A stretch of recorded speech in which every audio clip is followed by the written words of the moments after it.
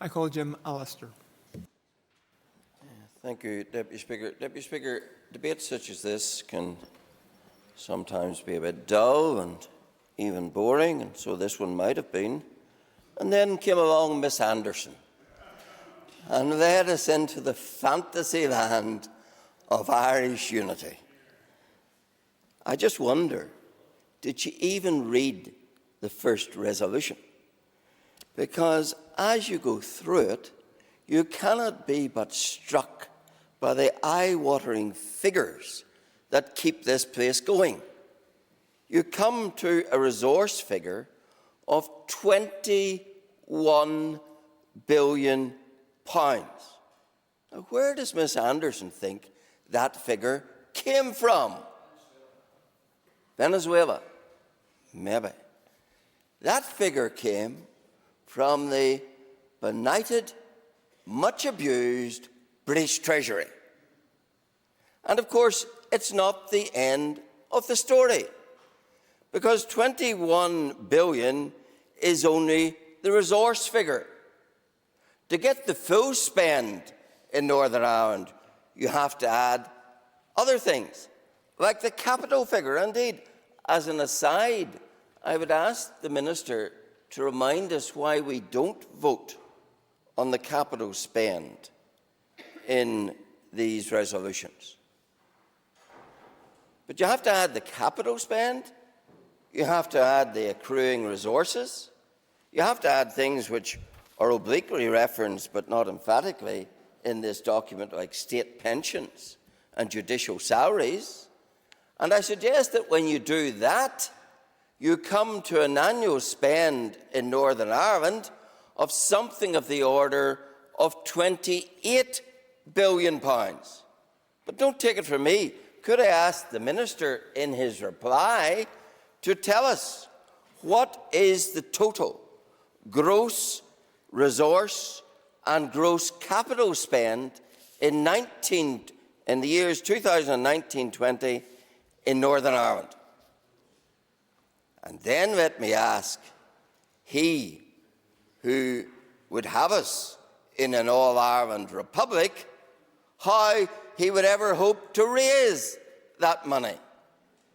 You know, here we are in Northern Ireland with a working population of 800,000 people, spending something like £28 billion.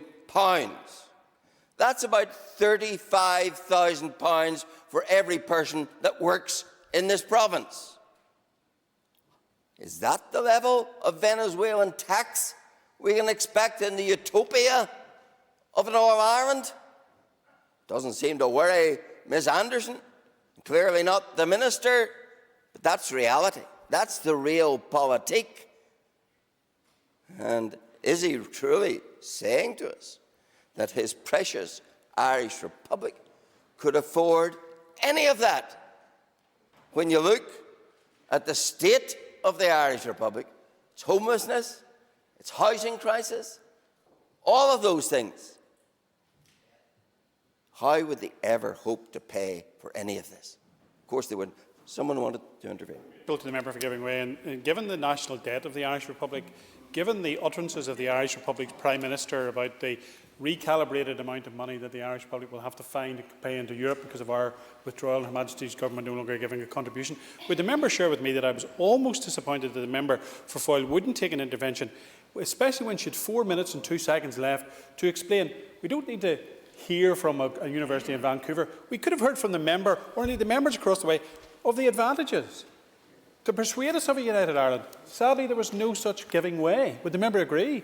I would agree, absolutely. And of course, we only need to look across the border. The member mentions national debt. The Irish Republic, per capita of population in the developed world, has the highest level of national debt spread across its population, the third highest level in the developed world. Third highest level in the developed world.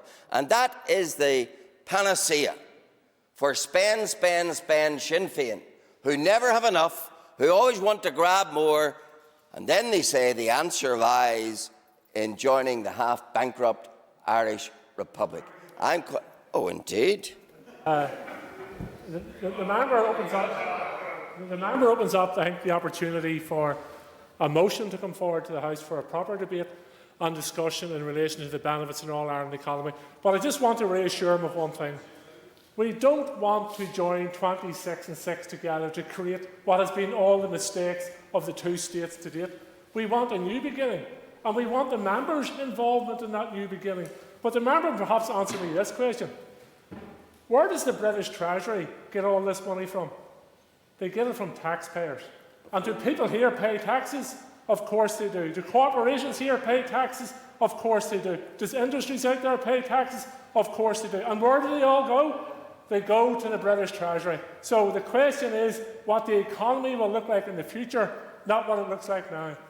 And can I draw members back to the motion and debating Yes. today? The Yes, motion and on account in coming back to the motion, I remind estimates. you, Deputy Speaker, of the resource figure in the resolution, £21 billion. There it is in black and white. Now the member says, where does all this money come from? I'm glad Sinn Féin's beginning to think about that. That's a novelty in their terms. And where does it come from? Yes, we all pay taxes. Yes, our corporations pay taxes, but they do not pay £28 billion a year in taxes. And let the Minister's Strategic Policy Unit tell us what is the estimated tax take from Northern Ireland. And we will all find it is far below the £28 billion we spend. So where does the balance come from? It comes from the subvention. The subvention that Dublin couldn't make. My goodness, they're quaking about having to pay £2 billion to Brussels.